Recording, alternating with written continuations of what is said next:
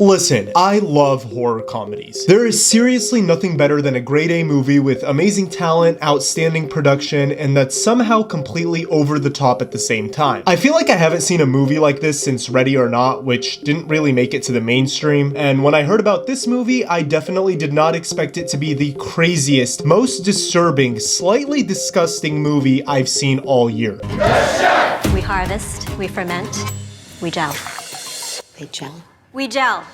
The menu follows Margot and Tyler as they travel to a remote island to eat at an exclusive restaurant where the chef has prepared a lavish menu with some shocking surprises. Good evening.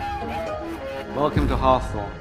And it costs $1,250 a person, but we'll get into that. As Margot and Tyler are going to this restaurant, they start to notice that the other guests are bougie as well. There's a famous food critic, actor, businessman, and other prominent figures. So this food experience is clearly for the wealthy. As soon as the guests arrive to the island, things are a little sus right from the start. Oh my god.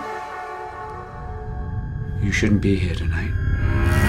The staff behaves very strangely. They all live on the island and the chef has quarters that no one is allowed to visit. Oh, and absolutely no photos are allowed. And let me just say, rich people food is whack, bro. There's a point in the film where they're served dipping sauces, but no bread because bread is for peasants and this is a lavish restaurant that caters only to rich people. Bread. It is and has always been the food of the common man. And so tonight, you get no bread. I mean, even the guests are pissed, and when they ask for bread and other things that they might enjoy, they're immediately shut down by the staff. You'd think that if you're paying over $1,000 for a meal, you could maybe get some bread or some personal requests, but no. The chef and the other waiters become very aggressive with the guests as the courses continue. Eat less than you desire and more than you deserve. Things start off pretty tame, but the movie does a great job at building up tension as we progress through the storyline. I honestly had no idea what the twist was gonna be, which is personally the most essential part of any movie. I mean, it's unpredictable. With so many films and television shows nowadays, you can tell exactly where the plot is going. But it's so refreshing when we get a piece of film where you're constantly at the edge of your seat as an audience member and have no idea what to expect. Not to mention how comedic the whole thing was. The best way to describe this movie is if Midsummer was a comedy, which I know might be kind of hard to imagine, and it's just as hard to explain, trust me. Things start to take a turn in the movie when the fourth course is presented and it's called The Mess. Yeah, I was pretty scared at this point. A man does something pretty terrifying and then they're served their next meal as if nothing happened. The staff is totally normal, and at this point the guests are freaking out because obviously they didn't sign up for this and they have no idea what's happening, and it becomes clear that they were all invited to this restaurant for a reason, to which the chef informs them they will all be dying by the end of this meal.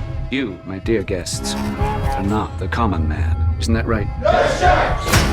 Is he gonna keep doing that? What happens inside this room is meaningless compared to what happens outside. The whole thing sounds very dark and scary, and it kind of is, but I would say the comedic relief and satire begin to take over at this point. The movie is essentially making fun of the rich, or more specifically making fun of society and the things that we value and hold to high standards. Over the next few hours, you will ingest fat, salt, protein, and at times entire ecosystems. We're eating the ocean. We're eating the ocean. Are you crying?